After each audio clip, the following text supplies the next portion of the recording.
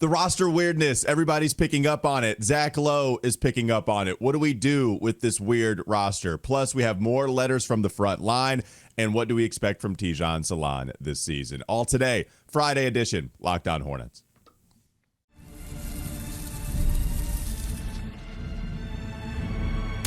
You are Locked On Hornets, your daily Charlotte Hornets podcast. Part of the Locked On Podcast Network, your team every day. In a minute, cuz we live.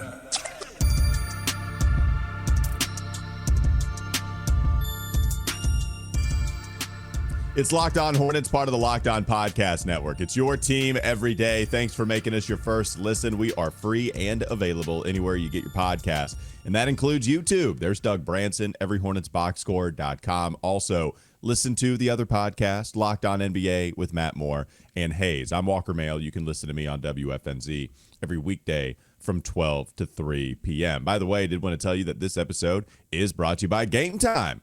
Game Time. Download the Game Time app, create an account, use code LOCKEDONNBA for $20 off your first purchase. I don't want to sit and just bathe in the Game Time every single time we do it, but I did want to bring up the one story I saw in the YouTube comment section about one of our listeners knowing us better than we know ourselves with all these episodes that we've done, because somebody asked us, or I think maybe asked you, about where does the Game Time thing come from, and there was a listener that described exactly how it happened. And it was, I did not remember it. You did not remember it to that level of detail, except one of the listeners did and said, I'm glad somebody brought it up. Here's how it happened. So shout out to whoever that is. I need to give them credit. But it's funny how they know us better than ourselves, Doug. These are our people. This is what we do. Well, this show means a lot to a lot of people, and that means a lot to us. Perfect. That just a great that's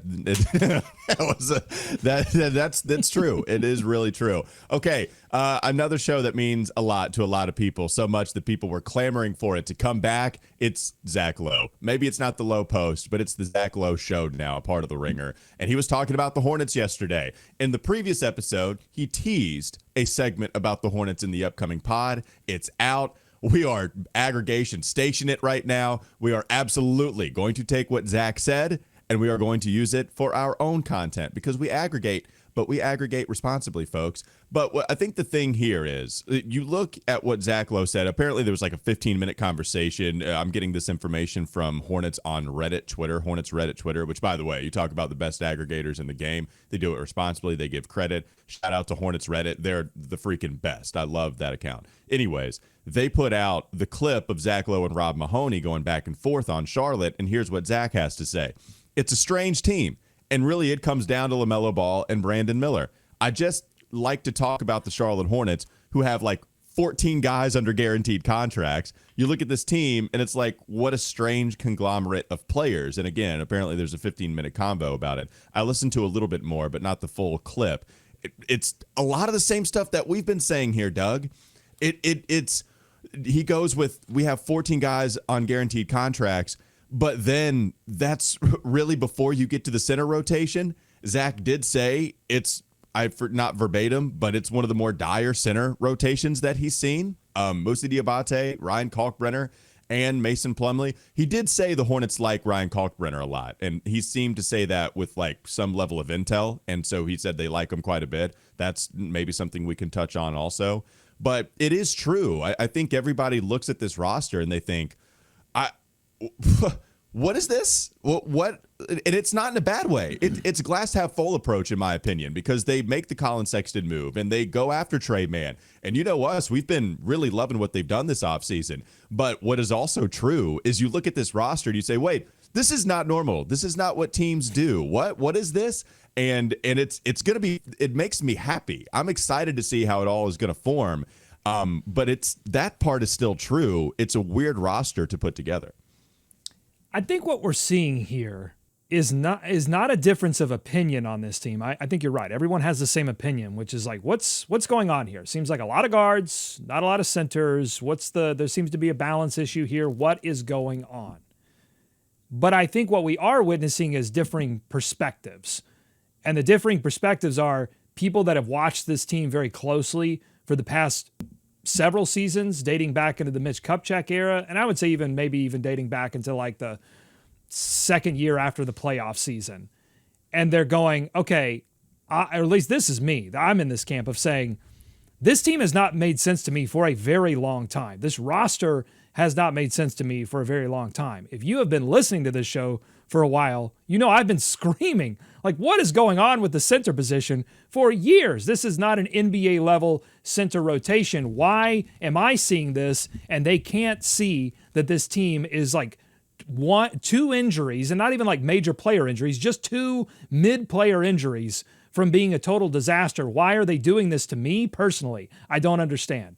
And so the difference now is that I think the roster is as strange, but I think what they're doing now is iterating. They are trying things. They are actually doing things. And I think the strangeness is a product of the injuries, of them not having the answers that they need to make more fully formed roster decisions. So I think it's a thoughtful strangeness, as opposed to, I would compare this to the team that the Hornets seem inextricably linked to these days, the Phoenix Suns. You take a look at that roster, and it's all shooting guards and centers. And you go, that's strange, but that's not rooted in a thoughtful strangeness. That's rooted in, oops, we made a bunch of mistakes, and now we have to recover from that. But at the same time, we're also impatient because we want to win now. And like all of these different factors converge. So where it's not a thoughtful strangeness, it's just like constant chaos strangeness. That's not how I view the Charlotte Hornets. I think it's a little bit different. And again, I'll go back, and I've referenced this quote from Zach Lowe on like 3 podcasts ago. What he said about weird rosters is you have to just embrace that part of it. If you have something different, then embrace it, which is why I love what the Hornets have done. And if we're going with, where did this get strange? At what point did we start to think, oh, buddy, or at what point did the ball start rolling down the hill? I do go back to the Colin Sexton deal, because we've talked about how that may show that they're being serious about winning, right? My take on it is, I don't know if it says anything, because it was such an easy deal to make that you just go ahead and make it regardless of what position you're in. If you're a tanking team, trade for Colin Sexton. He's a decent enough asset. All you have to get rid of is Nurkic. If he sucks, you have a second-round pick, which we've already seen Jeff Peterson value second-round picks. But we don't think Colin Sexton is going to suck. We think that there's a very decent shot of him starting. So when you trade for Colin Sexton, if you have, God almighty, I'm struggling again. If you have Colin Sexton on your roster and you trade for Colin that way, if he was of that same skill set, whatever, at the 4 spot, you probably make that deal as well. If you have that same skill at the 3, you make that trade also. You know what I'm saying? Like, I don't think Yes. It's nice for a backup point guard, right? Like, it fills that role. But then Trey Mann and Spencer Dinwiddie, like, Doug, we probably would have come on here without Colin Sexton on the roster and been happy that you had some guard depth without Colin on the roster and said, hey, Trey Mann and Spencer Dinwiddie, now we have a couple of guys that can handle the rock in the backcourt a little bit better than we've had over the last 10 years. And then they brought in overkill with those guys, especially after trading for Colin. So I think that was the turning point. That's when the ball started to get rolling a little bit more on, okay, we still are going to go after our original plan. But Colin Sexton just landed in our laps. Like, yeah, of course we'll take this much better player than the one we're sending out. And yes, we'll take your second-round pick, please and thank you. Yeah, for sure. Let me add just a couple of other things. I agree with pretty much everything you said there, but let me add a couple of things. Asset collection is going to lead to strangeness. I'm sure I'm not an expert on the Oklahoma City Thunder, but I bet if you look at their roster 3 or 4 years ago, as Sam Presti was accumulating every single second-round pick and every single first-round pick that he possibly could, that roster did not look like, oh, yeah, you can see, like, they've got 2 point guards, 3 shooting guards, 2 small forwards. And, like, it's going to get weird when you're making moves not for how do we win game, 14 of the NBA regular season, and it's like, how do we get this ship moving in the right direction? Jeff Peterson, and I am naturally impatient, okay, because I've experienced a lot of pain with this franchise. So and I've admitted on this show that I probably am unfair to Jeff Peterson at times in this front office with that impatience.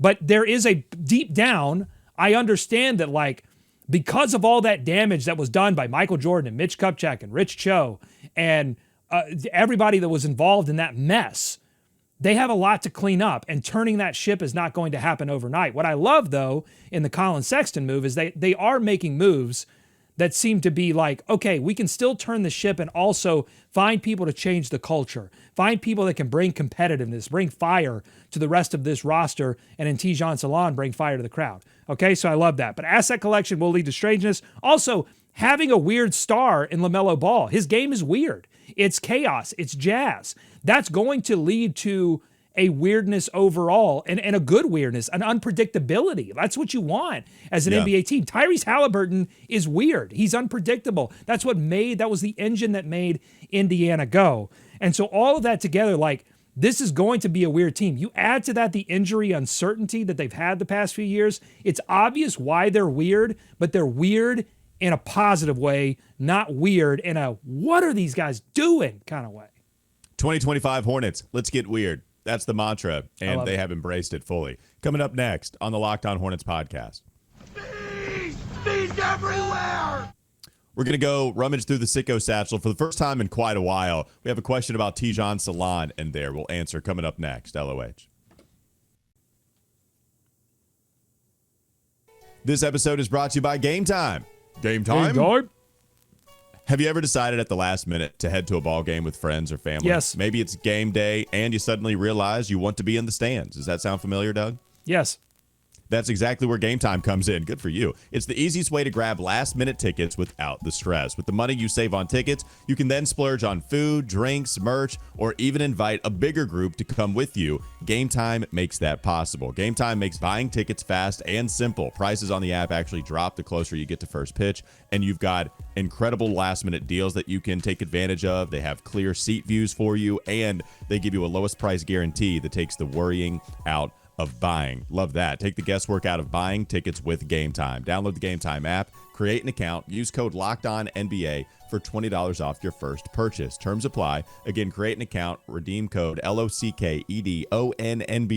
Locked On NBA for $20 off. Download the Game Time app today. Last minute tickets, lowest price guaranteed. More Locked On Hornets ahead.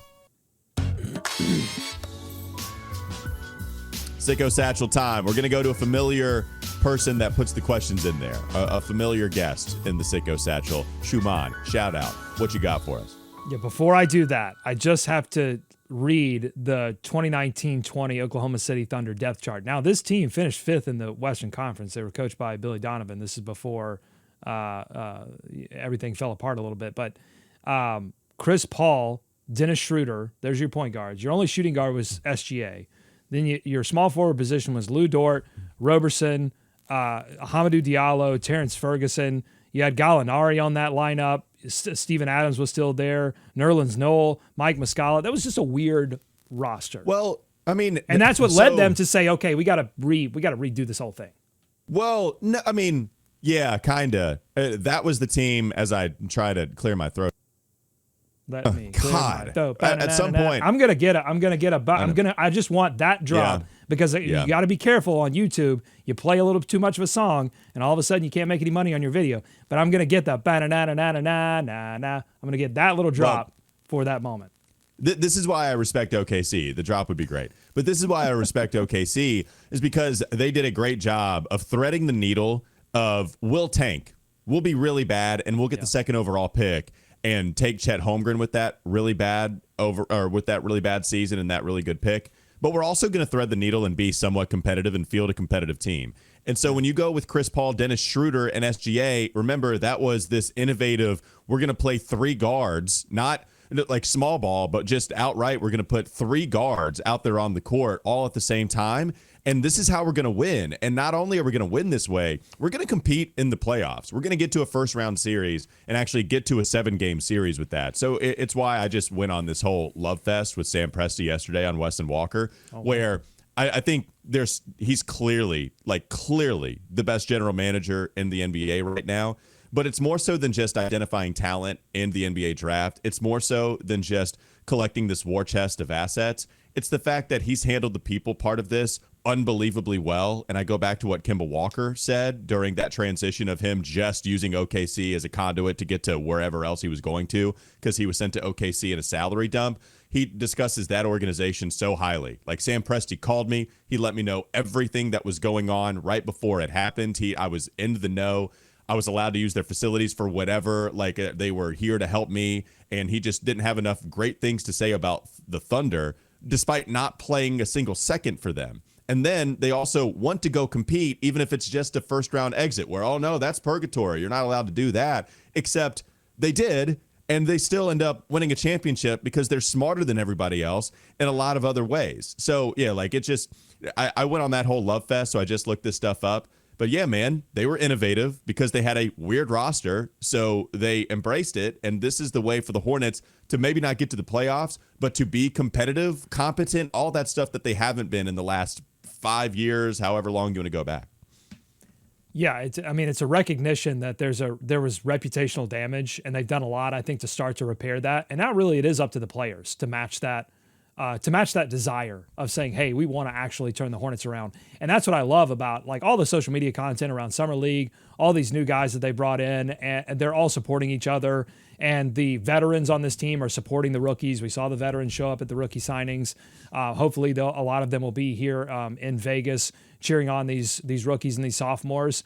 And they've got to get competitive. That's why I would love to see them just kind of sneak backdoor into, an NBA Cup playoff game. Maybe they're probably not going to win it, but like just sneak in there like Indiana did, two NBA Cups ago. Okay, here's a Sicko Satchel question, and it kind of goes along with the sophomore rookie conversation that we just had there, because Schumann of the 22nd Mullins Regiment asked this: what are realistic expectations for Hornets sophomore Tidjane Salaun? If he shows some impressive growth, I think that would be a bigger X factor than anything else. For example, like Trey Mann's return to form, Diabate's steady rise, some consistency from NSJ, that Tidjane Salaun's development would be even more impressive and be even more impactful for the Hornets than any of that. So I bring up a tweet to answer that question from our buddy Pre Malone at Panthers_Mafia. Great supporter of the show. We love him. Said the center rotation just being what it is to start the season does seem most likely, or change. He says the center rotation just being what it is to start the season does seem most likely. But my biggest issue is most of the talk is at center, when I think the 4 spot also feels very shallow. Well, Tidjane Salaun is playing the 4 spot. I guess this is his point, is that Grant Williams, I don't know if he's going to suit up at the beginning of the year. Perhaps he's going to suit up in 2026. I don't know how much longer his rehab is going to take place. But you have Grant Williams, you have Tidjane Salaun, and then you have Miles Bridges. That's like this 3-4 hybrid, depending on how you want to play with the lineup. So those are your 3 guys, right?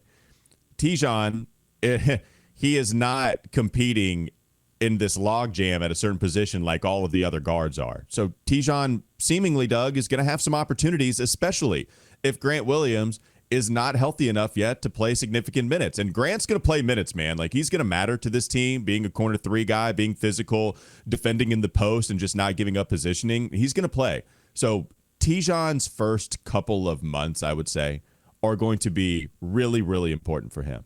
What's the goal for Tidjane this year?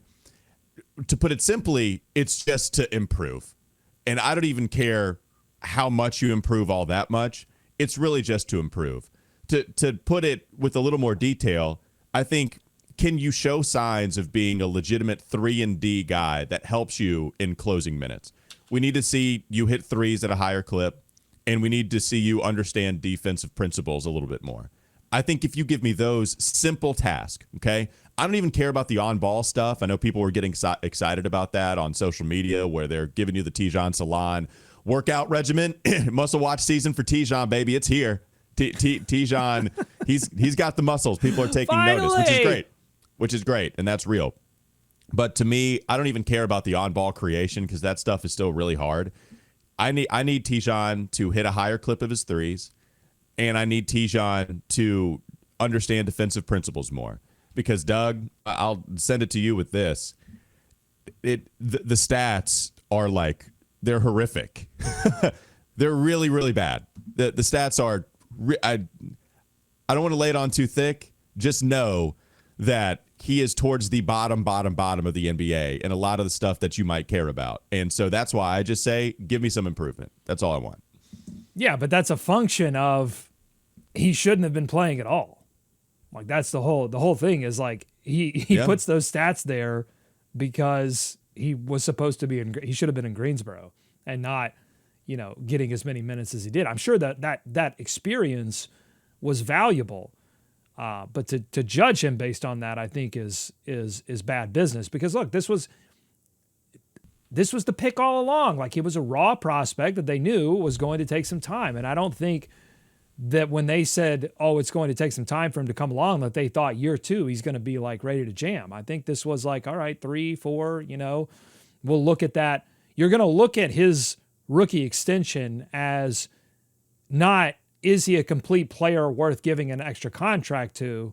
It's, is he a little bit further along in his development where we can make the bet again? And so that's what you're looking for in Summer League. Yeah, I think team defense, is he getting more of a grasp of that? Does he have a little bit better idea of where to be? Because, his intensity is not a question. Decision-making on the offensive end. One of my first sort of images that's burned into my mind of Tidjane Salaun is in Summer League, him getting the ball and getting into transition and just leaving all of his teammates behind and like 3 Summer League guys on the opposing team swarming him and just taking the basketball from him. It's just like, what are you doing? This is not, no, you don't do that. So he's learned a lot of those lessons, but now he has to go out and prove that he's done that. And you're right. When he gets the ball in the corner, he's got to knock it down. That's one of the biggest things for him, absolutely, is doing the simple things right and trying to eliminate some of the more complex things until he's ready. I wonder about some pick and pop, pick and roll stuff. Like, can you use him as a screener effectively with LaMelo? Certainly in Summer League, because he's going to be one of the bigger dudes out there. Yeah, and that's just how it is. Summer League, a lot of those dudes are small. And so I just wonder what you're going to do with Tidjane, who like is 6'9", 6'10", feels like he's flirting with 6'10". So like that, I wonder just how much stuff you can do with him in that sort of role right now. But yeah, even so, it's just I know we have this ball of clay with Tidjane. I just don't know like how viscous is it? Like, what are we gonna do with this ball of clay? How far can you stretch it out? And then do we have to give it time in order to be able to stretch it out a little bit more? So you talk about weird. Maybe Tidjane Salaun is the guy that you look to first and foremost and say, I don't know what to do with this. There's something. It reminds me of Malcolm in the Middle when they find the slide, the pool slide, and they want to do something so crazy destructive and something fun with it, but they just don't know. And they spend 3 days thinking about the perfect idea, and eventually time passes by and they got to go back to school because all they did was think about the perfect idea and didn't settle for what was good enough. He feels to me like the Malcolm in the Middle pool slide that they find in a junkyard. Yeah, but they've got time. Because I disagree a little bit with our friend Prima Malone that like I think their 4 position is fine. You've got Miles Bridges, minutes eater, some efficiency issues obviously, but like is going to be there. Miles good player. Yeah, he's a good player, going to do the right thing. I saw a redraft of the 2018 draft, and of course SGA is number 1. But Miles Bridges went to the Knicks at 7 or 8. Like it was still really? Yeah. Miles still graded out in that redraft as a better pick than where the Hornets were eventually when they made the trade. So good player. Grant Williams, yeah, the health is whatever, but he's going to be solid, not just a backup 4. He's going to be a big part of what your bench does. And then I see Moussa Diabate as a 4. So, I just see depth at that position. So I think there's plenty of time. So wait, that means you think we have 2 centers then? Well, I think the 4 and the 5 position are going to bleed into each other. You're going to have Grant. You're going to have small ball Grant. Like we really haven't talked about that a lot, but that's small ball Grant 5 is a weapon. Right. No, it's just if Moussa is like more of a 4, then it's like, oh my God, Mason Plumlee, Ryan Kalkbrenner, get in there. If you could pick one thing from Summer League that you take away and say Tidjane looks better at this, I'll take that. What's the one thing? Oh well, man, I think I don't want. Is shooting too simple? I mean, I guess from Summer League, shots cannot go in, so maybe not with Summer League. I think in Summer League, I would like to see him make good decisions and not be a negative out there. I think it's just the decision making on, he's not doing anything stupid. That's what I want. I think more so than anything. That's it. I mean, I think hitting shots is going to be a byproduct of that, because it's the decision making with the ball in his hands. When do I take this shot? When do I pass? When do I move? Because we saw him in that workout video that leaked, like he's working on ball fake, get to the mid post, make a move, take a shot. Would love to see more of that, because he's going to have an advantage there with his size and with people. I mean, defenses are probably going to give him that shot. And so if he works a little bit on that, on getting to that spot, and then when he's open, taking the three, that's decision making. That's what I want to see. I want to see better decision making. Is it a high dive in Malcolm in the Middle, or is it a slide? I think it's a high dive. I think that's right. All right, let's look it up. Coming up next on the Locked On Hornets podcast. Thieves everywhere! Okay, we give you more letters from the front line, and we talk about tonight's Summer League matchup. The first game in Summer League for the Hornets against the Jazz. That's still to come. Last segment, LOH.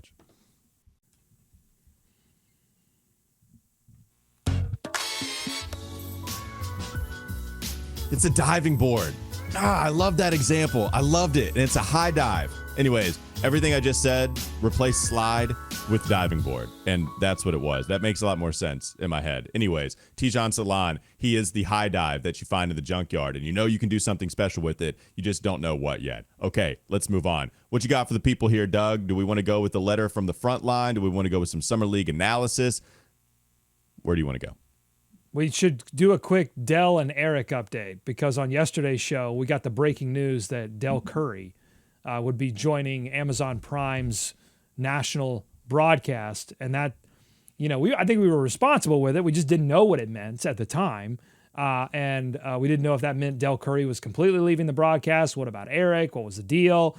And so since then, we've gotten a lot of reporting from a lot of different sources that Dell Curry remaining with the Hornets, will miss some games, but is going to do as many games as possible. And then on top of that, after we aired that episode, Eric Collins was announced as also joining the Amazon Prime broadcast. Now, I wonder if they're going to pair Derek and Derek. That would be the nickname.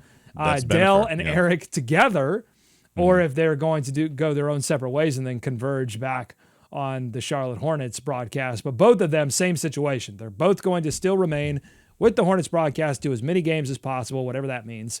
And then occasionally there will be substitute teachers when they have to do a national game. Oh, buddy. Hornets community was down bad, and I get it. We were scared to death. I wonder, because I think people still don't understand that you can broadcast on a couple of different platforms. Mike Breen does this. He does Knicks games, and yet he does national games for ESPN. Ian Eagle does this with the Brooklyn Nets and also does it for CBS affiliates. Like, you can do this. And so we were asking the question. We don't know what this necessarily means for Dell and Eric, but I saw a lot of other Hornets accounts saying, oh, man, this likely means that he's not going to be able to do Hornets games anymore. That's trauma. Like, no, I just want to point that out. I see it. That's Hornets trauma. Yeah. It's okay, guys. No, it's like I know a lot of people were jumping off of the high dive from Malcolm in the Middle. Yeah, they were jumping off of that high dive onto concrete. But the thing is, hey, don't jump. Don't jump. It does not mean that they are not going to be doing Hornets games anymore. People do this all the time. All the good ones, the good broadcasters, they broadcast all over the place. And so I get why people were scared, but they're going to be doing,